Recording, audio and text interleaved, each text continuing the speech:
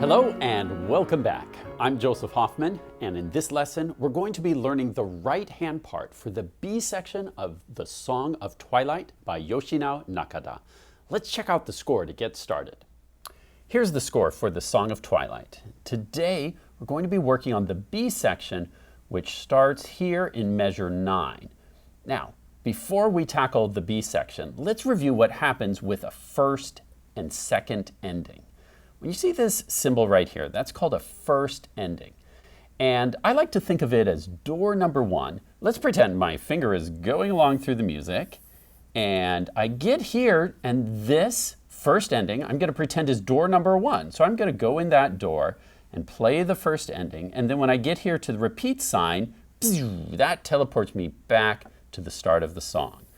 Then I'm going along again, and now I'm like, hey, can I go in door number 1? Sorry, can't go in door number 1 again, they say. Aw, come on. Sorry, go to door number 2. So instead of going into the first ending again, I teleport down to the second ending, which I pretend is door number 2, and then I play, and the double bar line tells me the song is done. Now, so let's come back here to measure 9 and check out the rhythm. Remember, we have this new way of counting 1 E and A. If you like, you can pause the video, and I'd like you to write in the counts for measures 9, 10, and 11, and then press play, and we'll take a look at it together.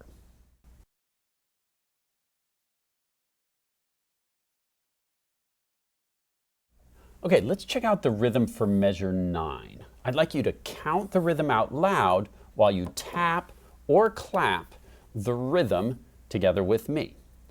I'll count 4 beats and then we'll start. 1 E and a 2 E and a 3 E and a 4 E and a 1 E and a 2 E and a 3 E and a 4 E and a. Great. If you need more practice with that, you can always pause, try it again. Otherwise, let's go on to measure 10. Once again, I had to really squeeze it in here. But it's important to remember that on a quarter note, we need all 4 subdivisions, because each of these subdivisions is a 16th note, and 4 16th notes fit inside 1 quarter note. So this last quarter note is 4 E and A. Let's try clapping the rhythm here in measure 10. Ready, go. 1 E and A, 2 E and A, 3 E and A, 4 E and A. Remember, each time we have 8th notes, that and is where we play that second quarter note. Now here, I showed you another way you can write in beats. Eventually, I want you to be able to just imagine the E and Us and just remember where to place them. Remember, these 8th notes are going to fall on the and every single one of these 16th notes is going to get a subdivision, 1 E and A. So let's try clapping the rhythm for measure 11. Ready, go. 1 E and a, 2 E and a, 3 E and a, 4 E and a. Now let's look at measure 12. Remember, the counting will help us not rush these quarter notes.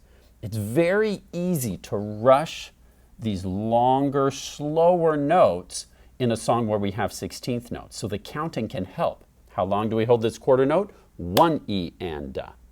We need all 4 of those 16th notes, and then 2 E and a. And then how long do we hold a half note? 3 E and a, 4 E and a. Okay, so let's try clapping and counting measure 12 now. Together, ready, go. 1 E and a, 2 E and a, 3 E and a, 4 E and a. Repeat sign teleports us where? All the way back to measure 1. One last thing I'd like to look at before we try to play it is where all the sharps are. Remember, because of our key signature, we know we're in A major, which has these 3 sharps, F sharp, C sharp, and G sharp. So looking at the B section, which just goes from here in measure 9 to the repeat sign, can you pause and circle any notes that need to be sharped, like this C, this F, this G.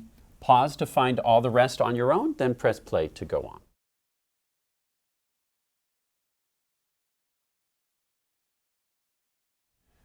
All right, here are the notes you should have circled, which are the notes that we have to sharp, F's, C's, and G's. And what do you notice? Almost every single note is sharp. Look, in this measure, there's only one key that isn't a black key. Just that A. Everything else is a sharp. Same thing here. I hope you remembered that with a key signature, it doesn't have to be this C. Any C, high or low, on this staff gets sharp. So this high C way up here has to be sharped, as well as this treble C needs to be sharped. And once again, we have a lot more sharps here. And here's a measure with all three notes sharped. I find that this can be a useful way to prepare before I try to play it, to just hunt for, find all those sharps. Now, let's try to play it. All right, here in the B section, we've got our right hand starting here on C sharp with finger 1, then finger 3 is up on this F sharp. And let's look at what we have in measure 9. We have 1 E and a 2 E and a 3 E and a 4 E and a. Now, pause and work on measure 9 on your own. Be careful of the notes, the rhythms, and the fingerings. Work on that on your own, then press play to go on.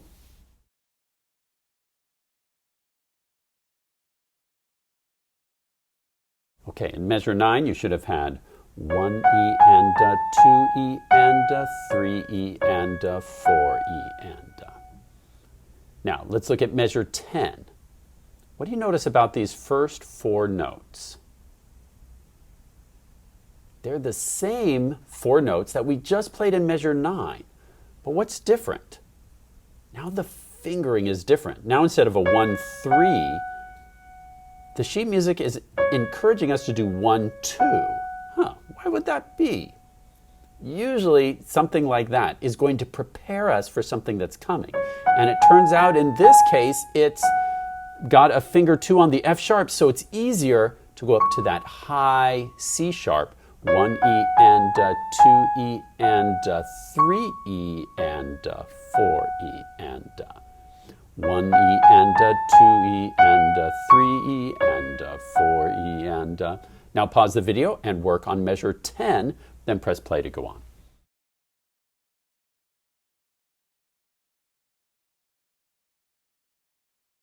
Now let's put measures 9 and 10 together. We have 1 E and a 2 E and a 3 E and a 4 E and a 1 E and a 2 E and a 3 E and a 4 E and a. Pause the video and work on putting those 2 measures together. Be careful of fingerings, be careful of notes and rhythms. Work on that on your own, then press play to go on.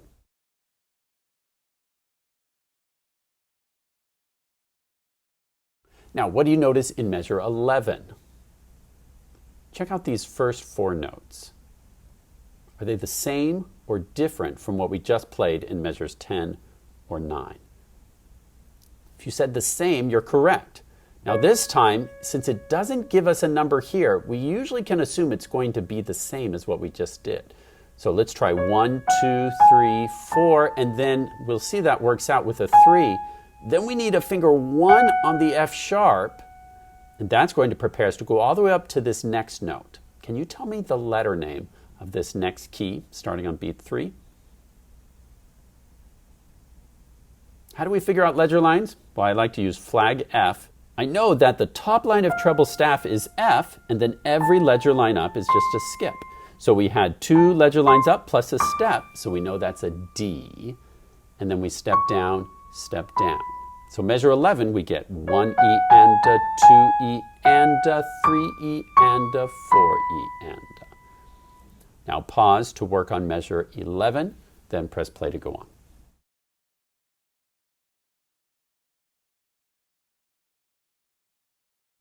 Now take a look at measure 12 and tell me the letter name of the first note of measure 12. Again, using our ledger line trick, we know the top line of treble staff is F. We skip up, ledger line 1, ledger line 2. We know we're on a C there, but it's C sharp because of our key signature. We drop down an octave, and then what interval do we go up from there? If you said a fourth, you're correct. So we have C, C, or C sharp, C sharp, F sharp. And these are staccato. 1E and a 2E and a 3E and a 4E and a. Now, because of the gentle nature of this piece, I wouldn't make those staccatos too quick.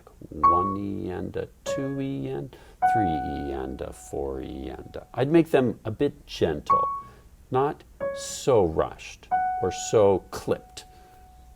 Make them have some gracefulness, maybe like one snowflake dropping.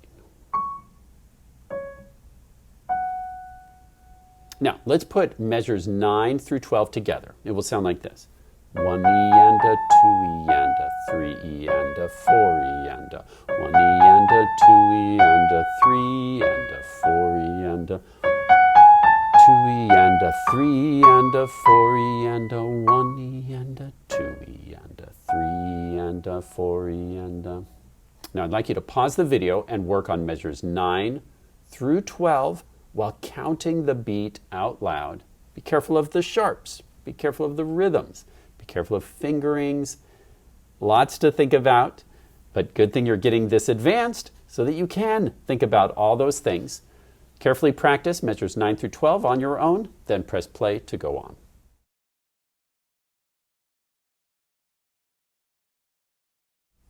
Now, once we finish measure 12, what do? The repeat sign sends us all the way back to measure 1. And we play again from the beginning, just like before. And then when we get down to measure 7, this time, remember, we can't go into door number 1 again. We teleport all the way to the second ending. So let's look at the second ending. It's just one measure long. So this is going to be the finale and the ending of our piece. So here in measure 10, 11, 12, 13, the second ending, we have 1E and a 2E and a 3E and a. We can just hold extra long because of that fermata. Now, why did I slow down in beat 2? Do you see this RIT dot? That stands for ritardando. Say it with me, ritardando. Remember, that's our Italian word that means gradually slower and slower. It's like someone turned on the slow motion machine. So at the ending, we get 1E and a 2E and a 3. And then we can hold that until we're done. Okay, pause the video to work on the final measure, the second ending, just right hand alone, then press play to go on.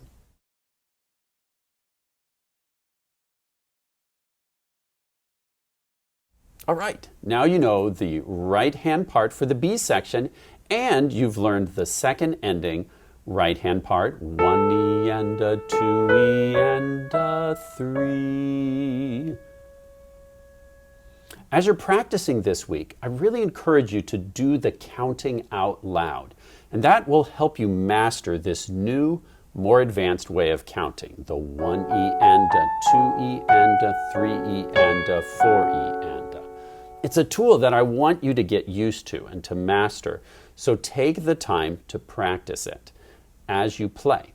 Another thing I'd like you to think about is playing with beautiful phrasing. Don't just hammer out the notes. Try to make a beautiful phrase out of these notes. 1E and a 2E and a 3E and a 4E and a. Remember, the last note of a phrase is usually one of the softest notes of the phrase. So play those last notes with a beautiful floating motion in your wrist. 1E and, or 3E and a 4E and a 1E and a 2E and a 3E and a 4E. See how my wrist kind of floats up as I play those last notes of the phrase. Great work learning the right-hand part for the B section and second ending of the Song of Twilight. Thanks for learning with me, and happy practicing.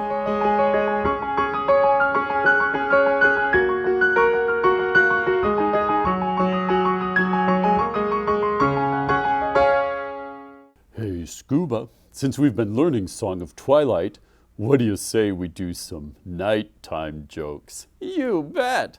Okay, I'll go first. Why did the meatballs tell the spaghetti to go to sleep? I don't know. Why? Because it was pasta bedtime. Okay, I got one now. Okay, All right. How does the moon cut his hair? I don't know. How? Eclipse it. Get it?